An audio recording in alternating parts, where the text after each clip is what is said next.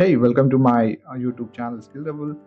In this particular video, I'm going to talk about my experience of PL-300 exam, especially because I gave this exam twice. So the first time I failed and I got around 630, and then I passed the exam with around 750 as score.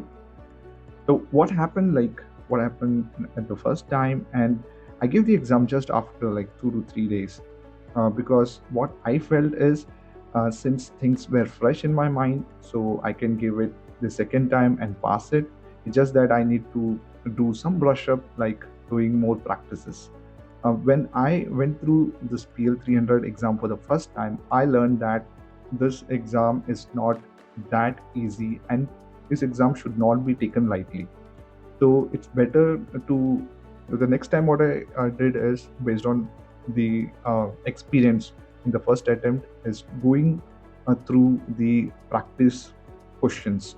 All right, and one of the application that helped me was PL-300 application. This is not a sponsored video, but that's the fact that I used that particular application. It was on the phone, so you can even go on and try the questions even on the go when you are traveling to the office, because I'm a working professional.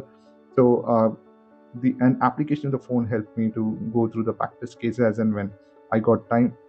And just before a day of the exam, the second time when I was giving, and I made sure that I do as much as possible. So roughly around 400 to 500 questions I went through, and I wanted to pass this exam because this is a Microsoft certified exam, and it's like earning a certification by Microsoft, especially for Power BI. And Power BI is a tool which is in demand as of now, right?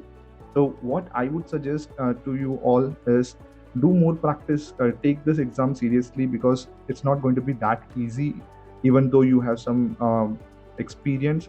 If you are a pro, then something different, but then to make sure you don't take it lightly. Yeah, so I would suggest is to do some practice, you go through practice exam, and also try to do a certain concept practically, like go to Power BI application, go and try it, um, but like manually, so that each and every step, because this questions even so this particular exam even asks for questions wherein you have to mention, like, the steps. What are the steps, like 1, 2, 3, 4, uh, give the or arrange it in the order.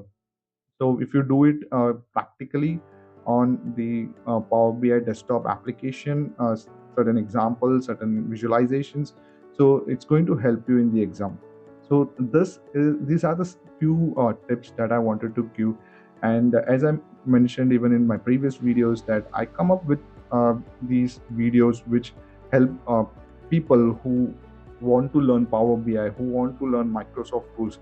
And if you are especially going for PL-300 exam, so my videos would help you, because I'm sharing my personal experiences in the videos. Also, I try to make sure that I bring in some topic of Power BI, and also I go through certain practice exam questions as well.